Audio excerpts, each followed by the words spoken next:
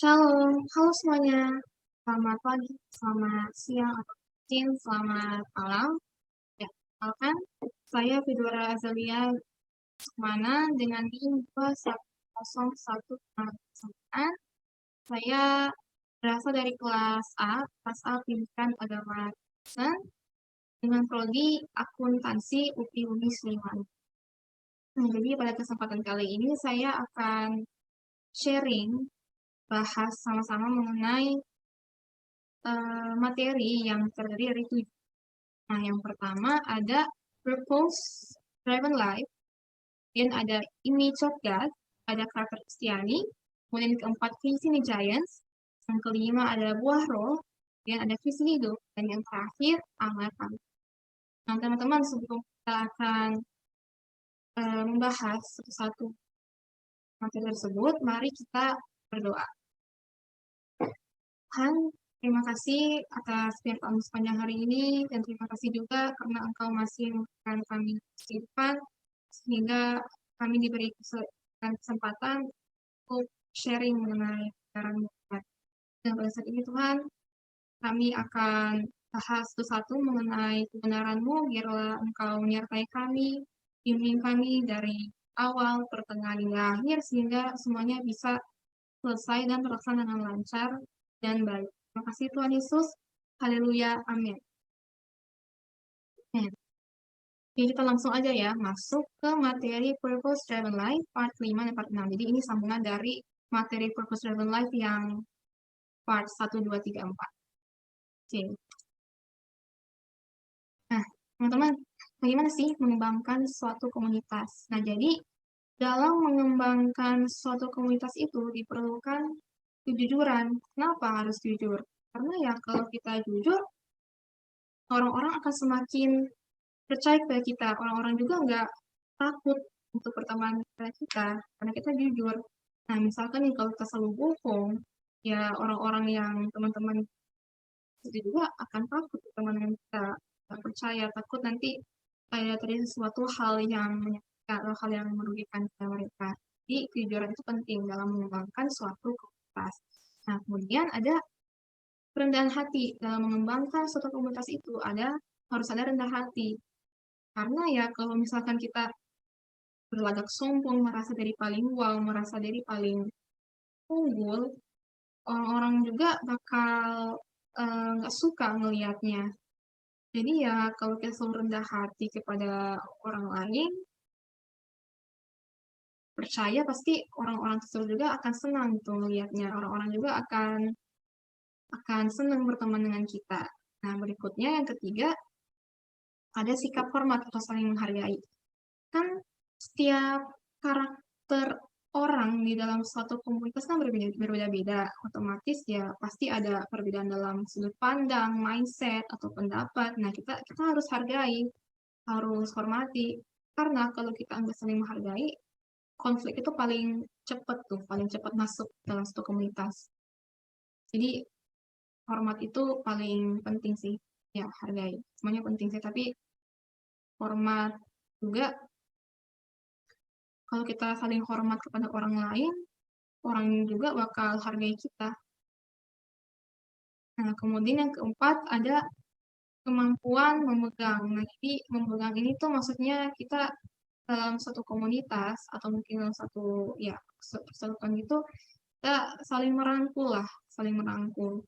Jadi misalkan mungkin ada suatu masalah di antara orang tersebut, ya kita merangkul, atau mungkin ada pergumulan, kita saling mendoakan gitu.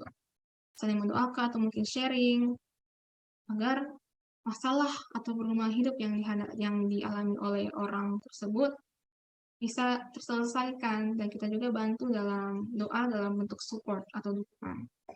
Dan yang kelima ini adalah dalam mengembangkan suatu komunitas itu memerlukan suatu frekuensi. Kita langsung next aja ya. Dan yang berikutnya ini, dalam suatu hubungan kan pasti ada aja lah ya, konflik pasti ada lah. Cara memulihkannya gimana? Nah, yang pertama, berbicara kepada Tuhan.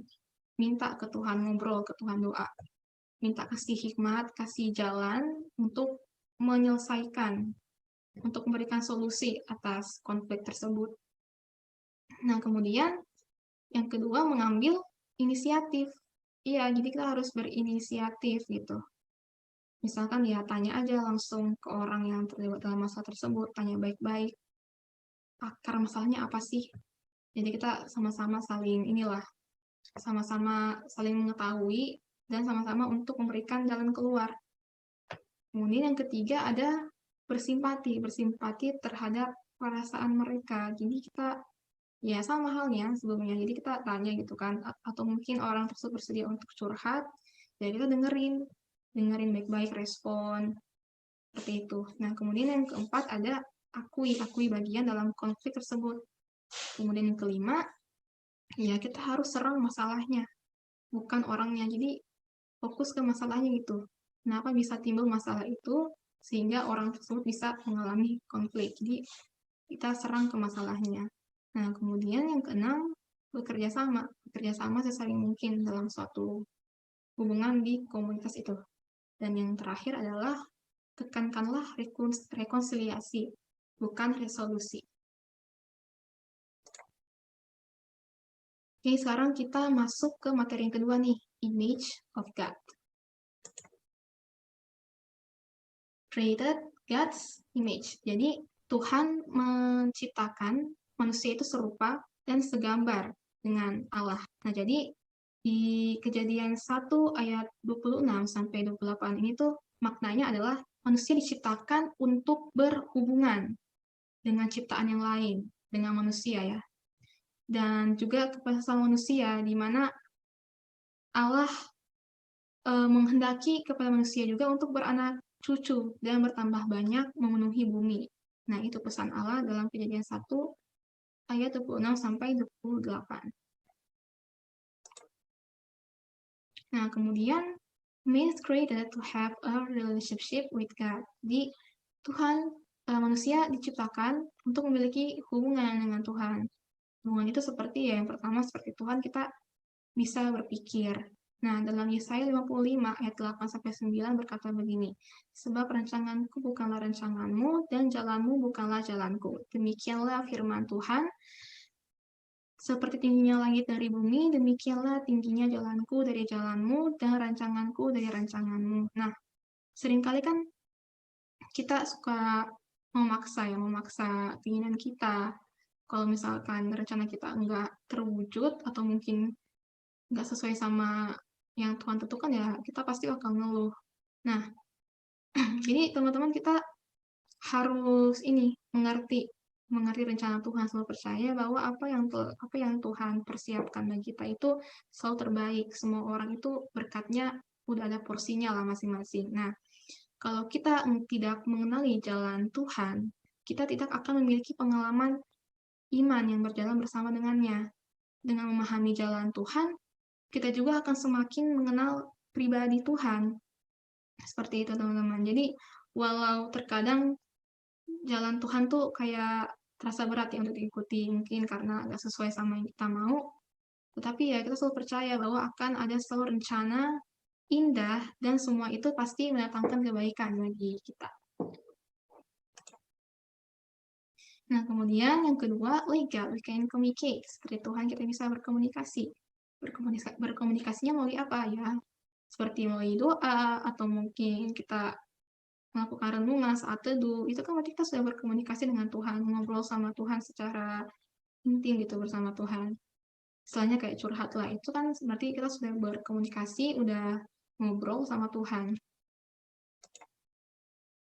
Yang ketiga, like God, we can create. Seperti Tuhan, kita bisa menciptakan sesuatu. Seperti dalam Kejadian 1, ayat 1, 27, dan 21 ini ya berisi tentang Allah. Allah menciptakan langit, bumi, binatang, kemudian akhirnya Allah menciptakan manusia. Begitupun dengan untuk sekarang ini ya, maksudnya di bumi ini ya manusia juga memiliki kemampuan menciptakan. Misalnya Steve Jobs, dia yang menciptakan brand Apple, seperti iPhone, iPad, dan segala macamnya. Kemudian ada Bill Gates, dia menciptakan Microsoft Excel, Microsoft Word, dan lain-lain sebagainya. Dan hal itu kan jadi bermanfaat juga bagi orang lain. Seperti itu. Kemudian yang keempat, like God, we can appreciate beauty. Seperti Tuhan, ya kita bisa mengagumi atau mengapresiasi keindahan. Jadi ya kita juga ya sebagai manusia suka ini kan kagum gitu akan keindahan alam, akan ciptaan Tuhan. Seperti itulah kita jadinya mengapresiasi suatu keindahan karena Tuhan ya keren, dia bisa menciptakan suatu alam itu dengan indah itu dengan begitu indah. Nah, untuk mengapresiasi keindahan tersebut ya kita jangan merusak. Ya kita harus tetap melestarikannya, meliharanya, ciptaan Tuhan. Kemudian yang kelima adalah like God, we move in His Spirit. Ayub 33 ayat 4, Roh Allah telah membuat aku dan nafas yang maha kuasa membuat aku hidup. Jadi ya like God, we move in His Spirit, itu maksudnya kita dipenuhi oleh Roh Kudus itu, semangat di dalam Roh Kudus.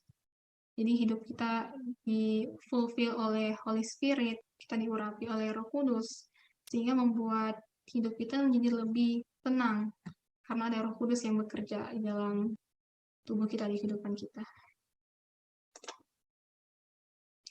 Kemudian yang keenam, like God we can evaluate atau judge. Mazmur 9 ayat 9, dialah yang menghakimi dunia dengan keadilan dan mengadili bangsa-bangsa dengan kebenaran. Nah, seperti contohnya ya, kayak di perkara pengadilan ya, kan ada hakim-hakim tuh. Mereka kan berfungsi untuk menghakimi beberapa kasus atau menghakimi orang yang terbukti bersalah, sehingga ya mereka juga mengadili gitu dalam suatu kasus tersebut. Kemudian yang terakhir ini yang ketujuh, like God, we can love. Seperti Tuhan, kita memiliki kasih. Kita bisa berbuat baik kepada orang lain. Mazmur 13 ayat 6, tetapi aku kepada kasih setiamu, aku percaya. Hatiku bersorak-sorak karena penyelamatanmu. Aku mau bernyanyi untuk Tuhan karena ia telah berbuat baik kepadaku. Nah, jadi seperti Tuhan, kita bisa berbuat kasih kepada orang lain.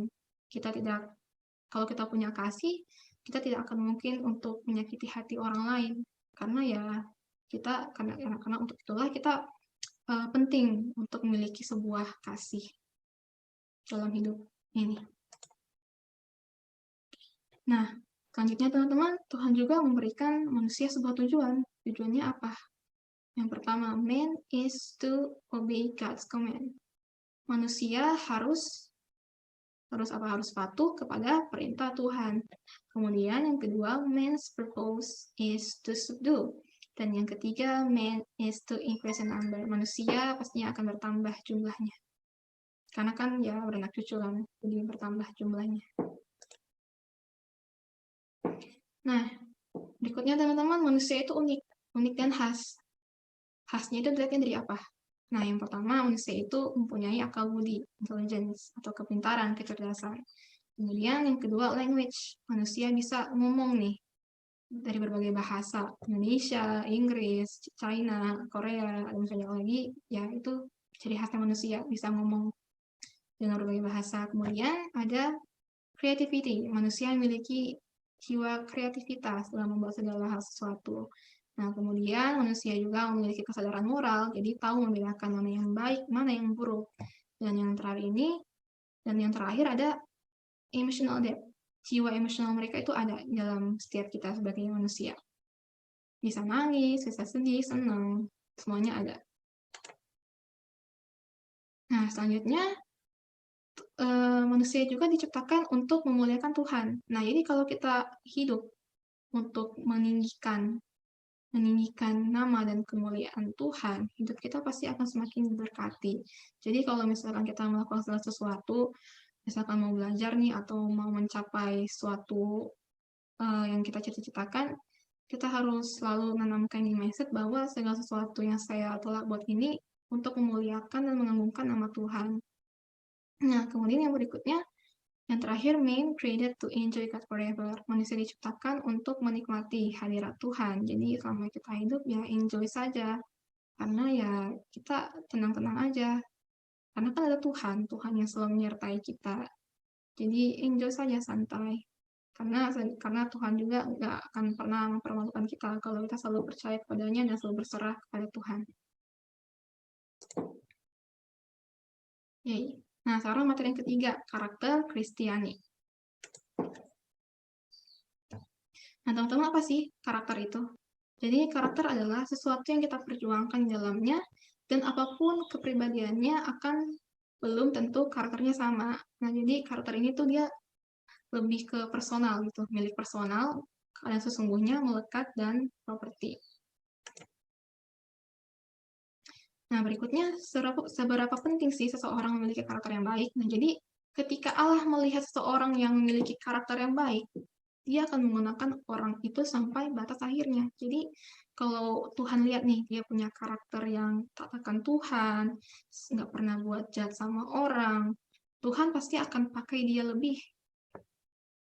Dan Tuhan juga pasti akan selalu kasih berkat, selalu kasih kejutan yang nggak pernah kita pikirkan itu. Walaupun kita nggak minta, Tuhan pasti akan kasih tiba-tiba, karena karakter kita yang selalu sesuai sama Tuhan inginkan gitu. Nah, berikutnya, ada firman Tuhan nih tentang karakter. Yang pertama ada Efesus 2 ayat 10, berkata begini, karena kita ini buatan Allah, diciptakan dalam Kristus Yesus untuk melakukan pekerjaan baik yang dipersiapkan Allah sebelumnya. Ia mau supaya kita hidup di dalamnya. Nah, maknanya apa nih? Jadi makna dari Efesus 2 ayat 10 ini tuh kita perhatikan satu-satu kalimat ini. Karena kita ini buatan Allah. Nah, jadi maknanya adalah mahakarya yang diciptakan oleh tangan Tuhan. Nah, kemudian kita lihat di kalimat berikutnya. Kita diciptakan dalam Kristus Yesus. Artinya apa nih? Jadi artinya adalah berkat ini memberitahu kepada kita bahwa dengan menerima Kristus, kita adalah ciptaan baru yang sekarang diciptakan dalam Dia. Nah, kemudian kita lihat di kalimat berikutnya, Tuhan telah mempersiapkan sebelumnya, mengatur sebelumnya. Artinya adalah kelahiran baru ini sudah ada sebelumnya, telah dipersiapkan bagi kita dalam tujuan Tuhan yang telah Tuhan atur. Nah, sehingga bersama-sama dengan Kristus sebagai kita manusia, ya kita dapat melaksanakan pekerjaan baik dari rencana Allah yang sempurna, dari rencana Allah yang sudah dipersiapkan sebelumnya. Kemudian firman Tuhan tentang karakter juga terdapat di 3 Yohanes 1 ayat 4. Bagiku tidak ada sukacita yang lebih besar daripada mendengar bahwa anak-anakku hidup dalam kebenaran. Berikutnya terdapat juga di Filipi 4 ayat 5. Hendaklah kebaikan hatimu diketahui semua orang, Tuhan sudah dekat. Orang Kristen harus percaya bahwa Tuhan Yesus Kristus datang sewaktu-waktu. Nah, jadi maksud dari hendaklah kebaikan hatimu.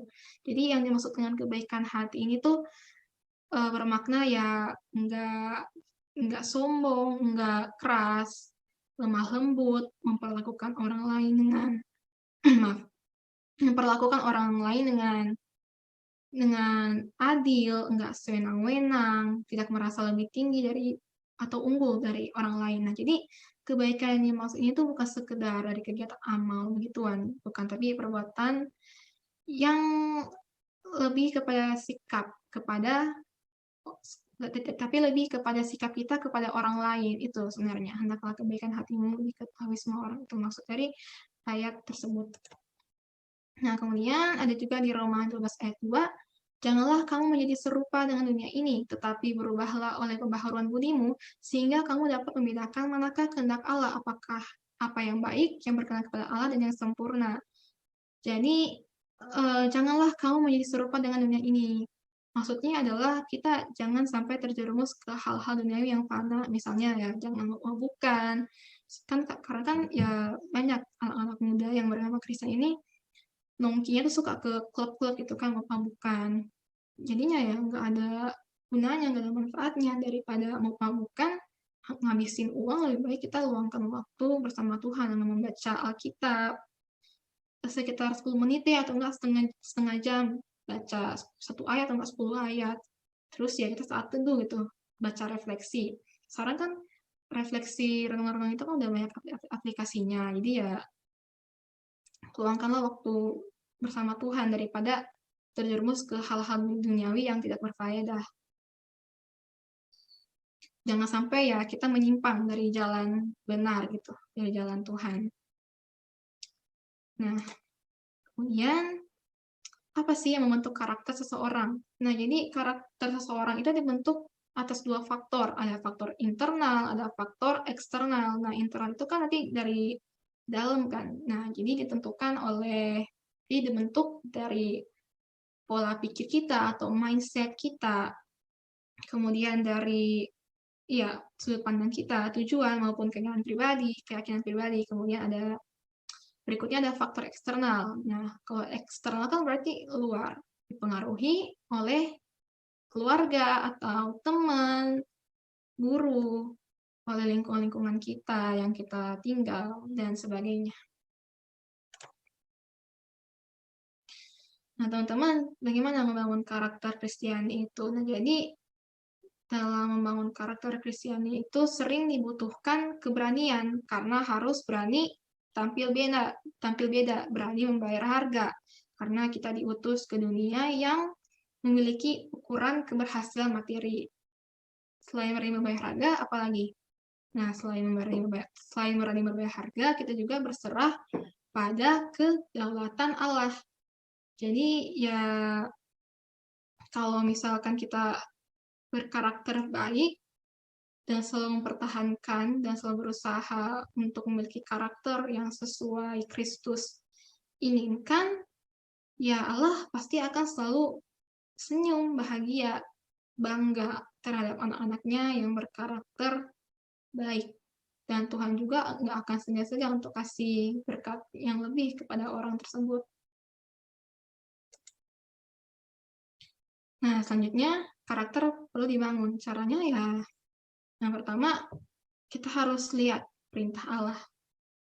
Kemudian kita juga harus memiliki pertumbuhan rohani, iman kita harus bertumbuh. Ya, jadi kita misalkan ya kita ke gereja jangan anggap sebagai checklist aja, tapi kita harus hayati gitu firman-firman Tuhan yang disampaikan oleh pendeta, sehingga rohani kita juga semakin berkembang, bertumbuh, dan karakter kita semakin terbentuk menjadi lebih baik. Kemudian yang kedua, ya memaksimalkan potensi diri. Yang ketiga, dapat menolong orang lain, berbuat baik kepada orang lain, karena kan dia sesuai dengan hukum ya, mengasihi Allah sesama. Kemudian yang ketiga ada memperkuat hubungan antar individu. Jadi memperkuat hubungan antar individu itu maksudnya ya menjalankan kasih lah kepada orang lain, saling mengasihi. Nah, yang terakhir adalah menciptakan suasana yang menyenangkan. Oke, sekarang kita masuk ke materi Facing the Giants. Nah, mungkin saya akan ringkas saja ya, menceritakan tentang alur dari film Facing the Giants. Jadi ada Green Taylor. Green Taylor ini merupakan pelatih football dari sekolah menengah atas ya, high school di Amerika Serikat. Tapi dia nggak hanya sendiri saja tapi dia nggak sendiri melatih tim football tersebut. Dia didampingi oleh asisten pribadinya, yaitu yang bernama Brady Owens. Brady Owens ini dia menjadi asisten dari Green Taylor dalam melatih tim football The Eagles. Nah, jadi persoalan dari film ini adalah The Eagles ini belum pernah menang. Jadi setiap pertandingan udah selama bertahun-tahun tuh nggak pernah menang mereka. Jadi selalu kalah mulu.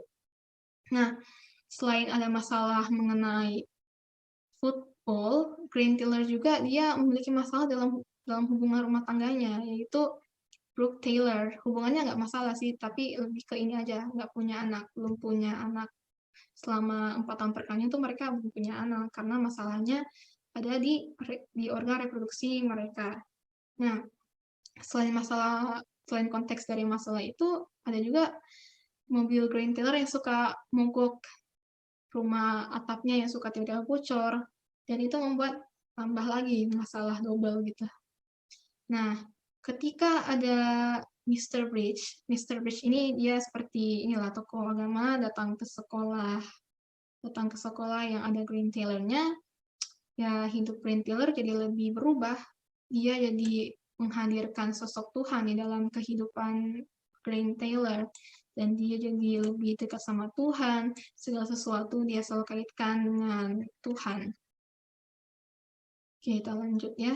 Nah, oke, jadi semenjak dia menghadirkan sosok Tuhan, kehidupannya mulai berubah. Dari The Eagles yang untuk pertama kalinya akhirnya memenangkan satu pertandingan, dan Grant Taylor juga akhirnya mempunyai anak, dan Grant Taylor juga mendapatkan berkat, yaitu melalui hadiah mobil yang diberikan oleh salah satu ayah dari murid di tim The Eagles. Nah, jadi apa sih inspirasi atau refleksi atau yang bisa kita dapatkan dari film Facing the Giants? Yang pertama, Grant Taylor ini tuh dia kan introspeksi diri kan, who am I? Dia bertanya kepada diri sendiri, saya hidup ini untuk apa sih? Tujuannya apa sih? Nah, semenjak itulah ya dia akhirnya menemukan tujuan hidupnya. Selain itu, Grant Taylor juga mulai menghadirkan sosok Tuhan. Bisa dilihat kan di film, ketika dia mau bertanding gitu kan, tim The Eagles mau bertanding, dia selalu berserah kepada Tuhan, menghadirkan sosok Tuhan dalam segala kehidupannya. Nah, yang ketiga adalah menemukan dan menyadari tujuan hidup. Jadi ya kita harus sadar gitu bahwa hidup ini ada penciptanya. Hanya dengan menyadari tujuan hidup, maka hidup ini akan menjadi lebih bermakna. Nah, caranya ya hikmah dari film ini bukan apa yang kita bisa pelajari dari film ini adalah bukan sekedar kalah menang, berhasil atau tidak berhasil, melainkan apakah saya sudah memberikan yang terbaik dalam hidup saya, mengupayakan yang optimal karena Tuhan sudah memberikan bakat, kekuatan, dan kemampuan yang besar dalam diri setiap orang. Nah, itu yang perlu kita pelajari dari film ini. Kemudian yang keempat, selalu mengandalkan kekuatan Tuhan. Jadi segala sesuatu tuh kita harus mengandalkan kekuatan Tuhan, jangan mengandalkan kekuatan diri sendiri. Kemudian yang kelima ada pantang menyerah. Walaupun tim The Eagles belum pernah menang, tapi dia selalu tetap pantang menyerah gitu, berambisi untuk bisa menang. Dan akhirnya terbukti ketika dia menghadirkan sosok Tuhan, tim The Eagles menang untuk pertama kalinya. Nah, sekarang kita masuk ke materi yang kelima, yaitu buah roh. Nah, ini buah roh ini terdapat dalam kitab Galatia 5 ayat 22 sampai dan 23, tetapi buah roh ialah kasih, sukacita, damai sejahtera, kesabaran, kemurahan, kebaikan, kesetiaan, kelemah lembutan, penguasaan diri. Nah, ini yang pertama kita akan lihat buah roh kasih. Jadi kasih ini kan terdapat dalam Matius 22 ayat 36 sampai 39. Saya nggak akan baca karena ya ini udah berulang-ulang ya, udah nggak asing lah di hadapan teman-teman semua. Jadi kasihilah Tuhan Allahmu dengan segenap hatimu dan dengan segenap jiwamu dan dengan segenap akal budimu. Itu hukum yang pertama. Nah, hukum yang kedua itu sama, kasihilah sama manusia seperti dirimu sendiri. Oke, kita next aja ya. Nah, berikutnya adalah 1 Korintus 13 ayat 2. Sekalipun aku mempunyai karunia untuk bernubuat dan aku mengetahui segala rahasia dan memiliki seluruh pengetahuan, dan sekalipun aku memiliki iman yang sempurna untuk memindahkan gunung, tetapi jika aku tidak mempunyai kasih, aku sama sekali tidak berguna. Jadi ya benar, kalau kita nggak punya kasih ya sama sekali tidak berguna. Apabila kita nggak mempunyai kasih, otomatis kita akan ada niat untuk menyakiti hati orang lain, untuk merugikan orang lain. Nah, untuk itu kita sebagai manusia penting untuk memiliki kasih agar terhindar dari perbuatan yang jahat, perbuatan-perbuatan yang akan merugikan orang lain. Jadi ya kasih itu penting.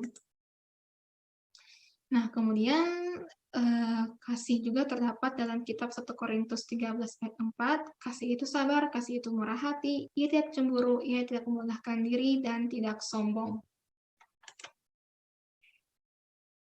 Berikutnya ada sukacita. Sukacita ini terdapat di Kisah Para Rasul 2 ayat 25 sampai dengan 28. Kan ada pepatah ya, pepatah ngomong gini. orang-orang yang bersukacita disenangi, sementara mereka yang murung atau bersedih hati akan dijauhi. Nah, jadi kita ya sebagai manusia harus sukacita, karena kalau kita sukacita, hal itu akan menularkan hal yang positif kepada orang lain. Coba nih, kalau misalkan muka kita murung, ya orang lain juga akan takut itu berteman sama kita. Jadi, kita harus selalu sukacita dalam Tuhan, agar orang lain juga senang melihatnya dan bisa menjadi berkat bagi orang lain juga akan sukacita yang kita berikan.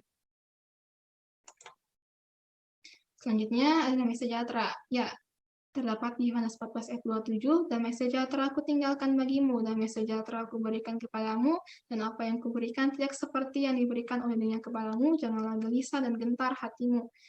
Jadi ya kalau kita misalkan hidup selalu damai sejahtera, hati kita juga jadi tenang, enggak apa segala sesuatu itu enggak akan dibawa ribet, karena ya kita damai bersama Tuhan.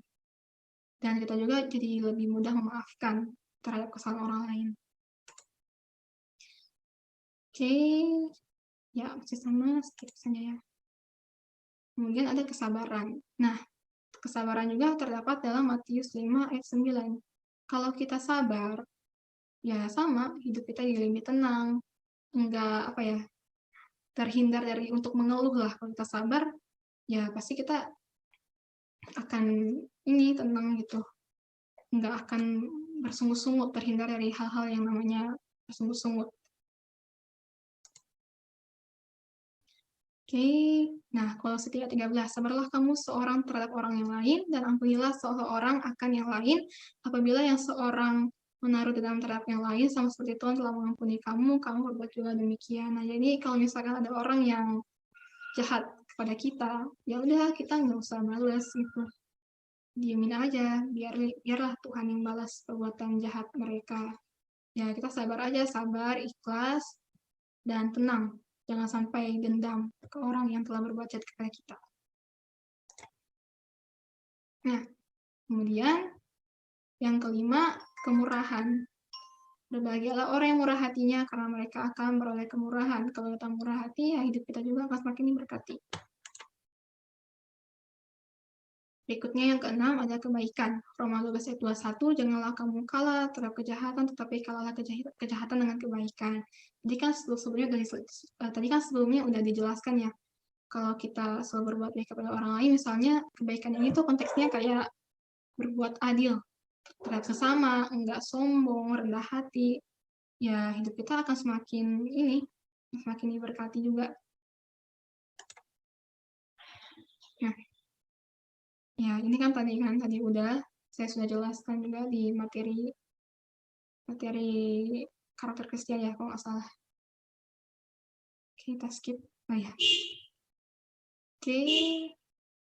Hendaklah kebaikan hatimu diketahui semua orang. Tuhan sudah dekat, orang Kristen harus percaya bahwa Tuhan Yesus Kristus dapat datang suatu waktu. Nah, jadi kebaikan hatimu ini ya maksudnya kita konteksnya lebih ke sikap kita terhadap orang lain. Misalnya ya enggak arogan, enggak sombong.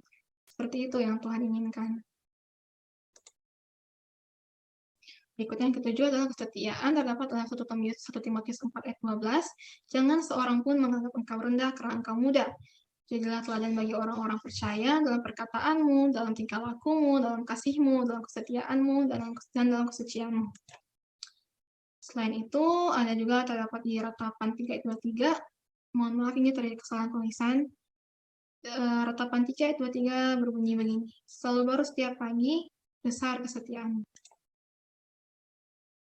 Selanjutnya yang ke-8 ada kelemah lembutan. Jadi terdapat di Matius 11 ayat 9. Nah, jadi kalau kita misalkan lemah lembut dan rendah hati, kita juga pasti akan mendapatkan ketenangan hidup. Hidup kita nggak bakal stres gitu kalau misalnya kita selalu lemah lembut dan rendah hati. Nggak bakal terhindar dari rasa kepahitan, terhindar dari rasa kemarahan, kepahitan. Seperti itu. Ya, kalau lembutan, Matius 5 ayat 5, berbahagialah orang yang lemah lembut karena mereka akan memiliki bumi. Dan yang terakhir ini, penguasaan diri terdapat dalam kitab Amsal 16 ayat 32, orang yang sabar melebihi seorang pahlawan, orang yang menguasai dirinya melebihi orang yang merebut kota. Oke, jadi ya kita sebagai manusia harus menguasai diri. Tujuannya ya apa? Agar kita terhindar dari hal-hal duniawi yang fana, terhindar dari godaan-godaan yang terjerumus kita untuk berbuat dosa. Jadi penguasaan diri itu penting agar kita selalu stand, selalu kuat, selalu kuat di dalam Tuhan. Yang di Titus 2:6 juga, demikian juga orang-orang muda, nasihatilah mereka supaya mereka menguasai diri dalam segala hal. Oke, sekarang materi yang sebentar nih muncul. Sekarang materi yang ke-6 ini ada tentang visi hidup. Oke, sebentar. Jadi, nah, oke, materi tentang visi hidup.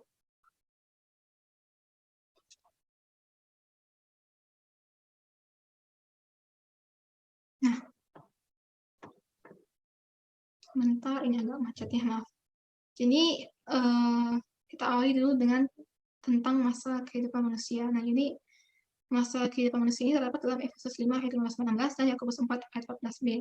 Kan di Efesus 5 ayat 15-16 berkata begini, karena itu perhatikanlah dengan seksama bagaimana kamu hidup, jangan seperti orang bal, tetapi seperti orang arif, dan pergunakanlah waktu yang ada, karena hari-hari ini adalah jahat. Nah, jadi teman-teman, kita tuh hidup jangan seperti orang bebal lah, tapi kita jadi seperti orang yang bijaksana, bijak dalam menjalani suatu kehidupan. Karena ya dunia ini memang jahat sifatnya, fana. Jadi kita harus selagi kita masih hidup, kita harus menggunakan waktu ini dengan sebaik mungkin dengan melakukan hal-hal yang positif. Bukan melakukan hal-hal yang merugikan orang lain. Seperti itu. Nah, kemudian di Yakobus 4 ayat 14b juga berkata begini, apakah arti hidupmu? Hidupmu itu sama seperti uap yang sebentar saja kelihatan lalu lenyap. Nah, ini hidup ini sebenarnya singkat, nggak kerasa, udah umur segini, nggak kerasa hidup. Karena ya hidup ini sebenarnya cepat. Jadi pesan dari dua kitab ini adalah pergunakanlah hidup ini dengan sebaik-baik mungkin, hindarilah hal-hal yang Tuhan tidak suka, karena akibatnya itu nanti saat kita sudah dipanggil oleh Tuhan dan kita akan dihakimi juga diadili di akhirat.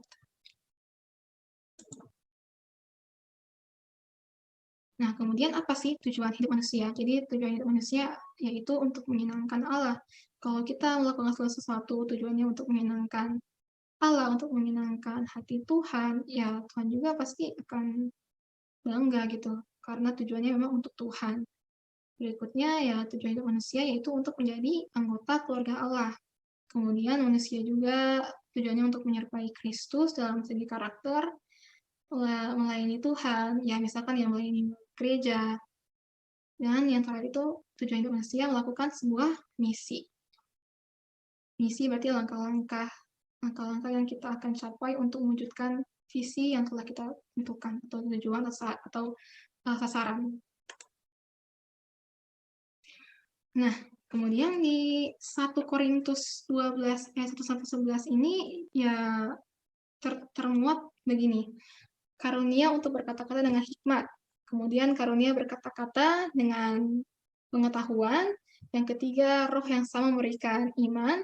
Kemudian ada karunia untuk menyembuhkan. Roh memberikan kuasa untuk mengadakan mujizat, karunia untuk menubuat, karunia untuk berkata-kata dengan bahasa roh, dan karunia untuk menafsirkan buah roh. Nah, jadi 1 Korintus 12 ayat 1-11 ini memperlihatkan atau menunjukkan karunia-karunia dari Roh Kudus itu sendiri. Nah, kemudian mau kemana sih visi hidup itu? Jadi tujuan setiap manusia itu pasti sama. Nah, namun yang berbeda adalah dari segi visinya. Bagaimana kita menyenangkan hati Allah, bagaimana kita memenuhi misi kita, bagaimana kita menjadi anggota keluarga Allah, bagaimana caranya agar kita menyerupai Kristus. Nah, selain itu, visi hidup setiap orang juga ya berbeda-beda, karena visi itu lebih spesifik, lebih khas, lebih unik lah. Oke, next. Nah, terus teman-teman apa sih visi hidup itu? Jadi visi hidup itu adalah langkah demi hari untuk mencapai suatu tujuan hidup yang telah kita tentukan. Visi hidup juga penting. Nah, mengapa penting? Karena ya menganggap diri kita berharga, kita menganggap diri kita adalah sebuah instansi atau lembaga. Nah, dalam menentukan visi hidup itu, apa yang harus dilakukan? Yang pertama, ya visi hidup itu pastinya ada peran khusus yang dilakukan baik dari segi profesi maupun dalam pelayanan. Nah, kemudian visi juga harus dijabarkan dan dituliskan dalam statement yang tajam, yang jelas gitu, yang spesifik, lugas. Nah, berikutnya ya visi hidup juga, rumusan visi hidup juga merupakan pernyataan pribadi yang mengungkapkan makna dan tujuan hidup. Nah, berikutnya, mengapa visi hidup itu penting? Karena ya visi hidup itu akan menolong manusia untuk tetap fokus kepada tujuan yang telah ditentukan. Kemudian ya visi hidup juga akan menuntun dan mengarahkan seseorang untuk mengambil keputusan terbaik serta menetapkan langkah yang akan ditempuh. Oleh karena itu, visi hidup harus dimiliki, dipelihara, senantiasa segar, dan realistis. Nah, berikutnya, visi menolong kelak dalam kesaksian hidup, semangat dan kegigihan, bekerja sama, pandangan akan uang, dan menghindari hal-hal yang serba cepat atau instan.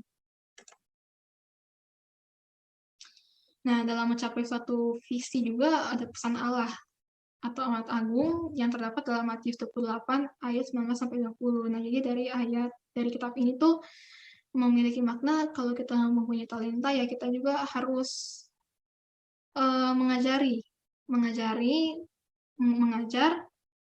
sehingga talenta yang kita punya itu bisa bermanfaat juga bagi orang lain. Seperti itu.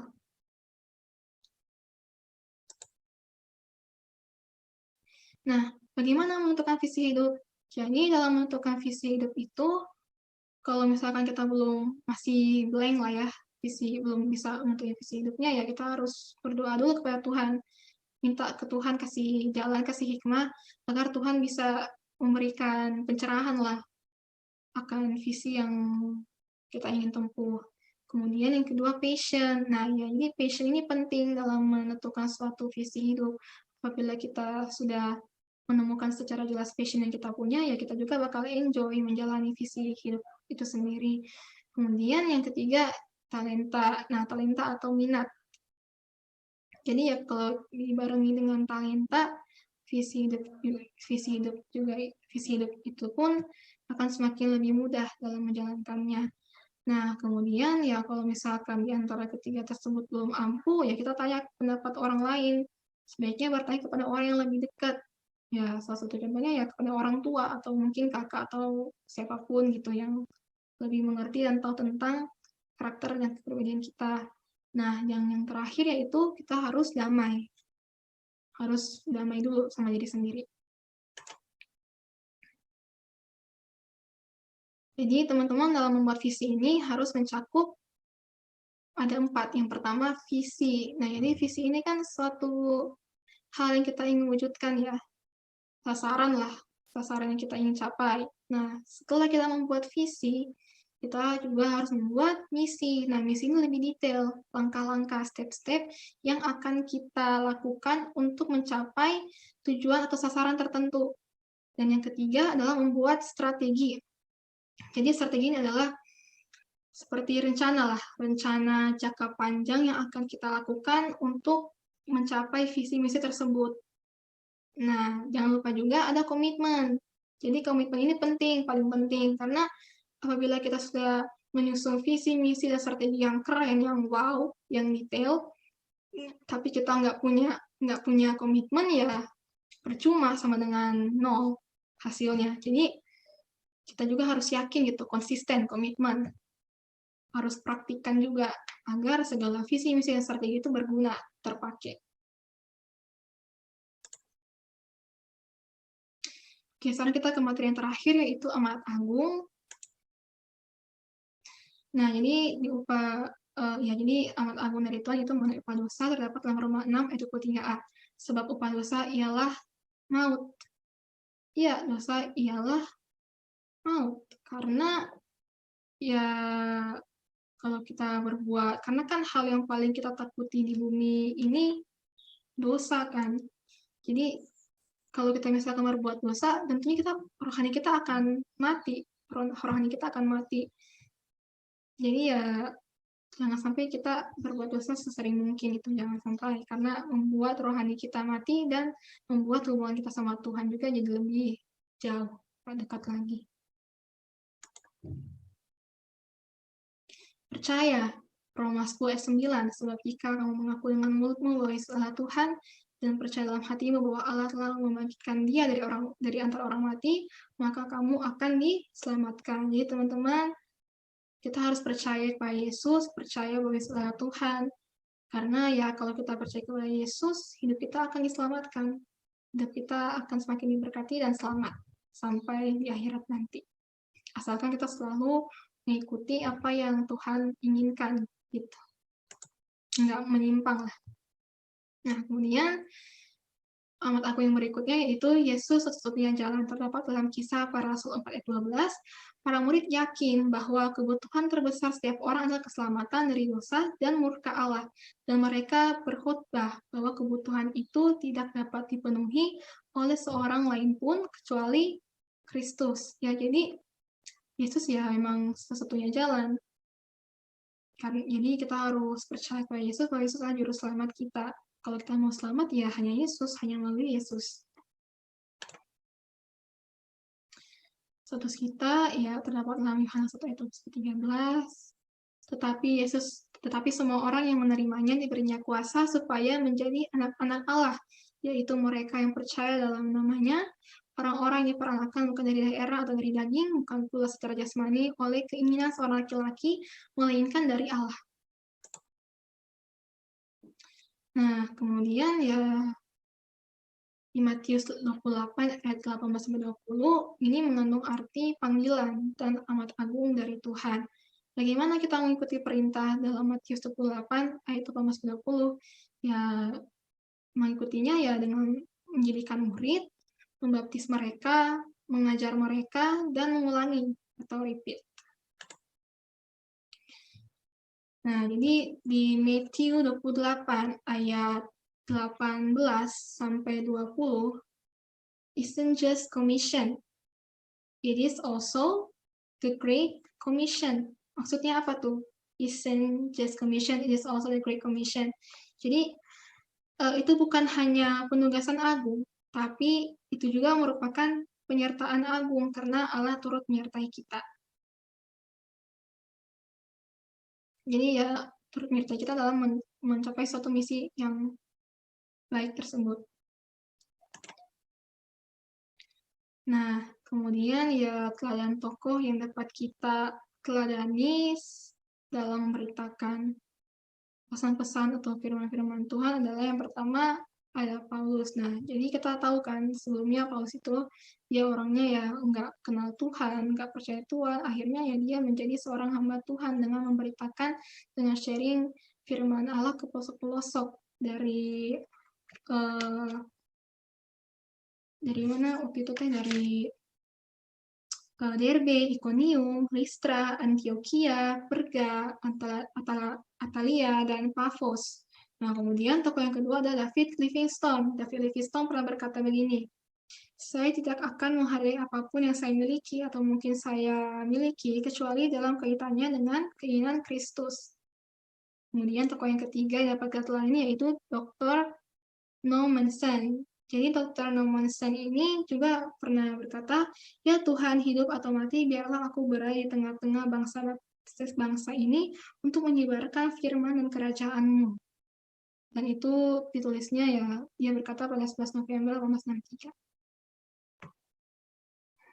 Jadi ya ketiga tokoh ini melakukan segala sesuatu memang untuk menyenangkan hati Tuhan, untuk mencapai visi misi hidup mereka, untuk menyebarkan kebaikan Tuhan.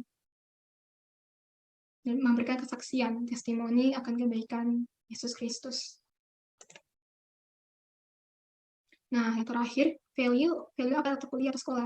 Yang pertama ya integritas. Mengapa harus kita integritas? Jadi integritas seorang Kristen itu berarti mengakui aturan Tuhan dan menolak untuk mengambil kehormatan yang hanya miliknya. Nah, kemudian yang kedua accountability. Jadi accountability ini bertanggung jawab kepada orang lain atas keputusan yang telah kita buat. Kemudian yang ketiga ada transparan. Yang keempat ada service atau melayani, ya, melayani. Jadi ya kehidupan Yesus didedikasikan untuk melayani orang lain. Jadi kita saat melayani orang ya dimotivasi oleh kasih Tuhan yang telah diberikan kepada kita, sehingga ya setiap orang Kristen dipanggil untuk melayani Tuhan dan mengasihi orang-orang di sekitarnya. Nah, yang terakhir ada humility atau kerendahan hati. Jadi Alkitab tuh mengatakan bahwa kita harus terhindar dari perbuatan sombong. Kita harus menganggap bahwa orang itu lebih baik daripada diri kita sendiri. Jadi kerendahan hati itu sangat penting lah dimiliki. Apabila kita sombong, sewaktu-waktu Tuhan pasti akan tegur kepada kita. Jadi berjaga-jaga ya, kita harus rendah hati selalu sama orang lain sebelum Tuhan akan memberikan teguran apabila kita sombong. Seperti itu. Dan sekian atas materi yang telah saya sampaikan. Mohon maaf apabila terdapat kata-kata yang kurang jelas mungkin atau belibet. Saya juga masih belajar. Dan mohon maaf juga apabila materinya kurang. Dan semoga apa yang saya sampaikan tadi bisa menjadi berkat dan bisa menjadi refleksi bagi teman-teman semua. Nah, sebelum melanjutkan aktivitas selanjutnya, mari kita berdoa. Tuhan, terima kasih atas penyertaan-Mu dari awal tadi Tuhan sampai sekarang ini sudah selesai. Terima kasih Tuhan. Sekarang kami akan lakukan aktivitas berikutnya. Berkati kami, tuntun kami selalu, agar apa yang kami pelajari ini bisa bermanfaat juga bagi orang lain dan bisa menjadi berkat bagi orang lain, serta orang-orang Kristen yang rohaninya mati bisa hidup lagi untuk selalu mengagungkan nama Tuhan. Terima kasih Tuhan Yesus. Dalam nama Tuhan Yesus, haleluya, amin. Jadi ya sekian atas perhatiannya. Selamat siang, shalom.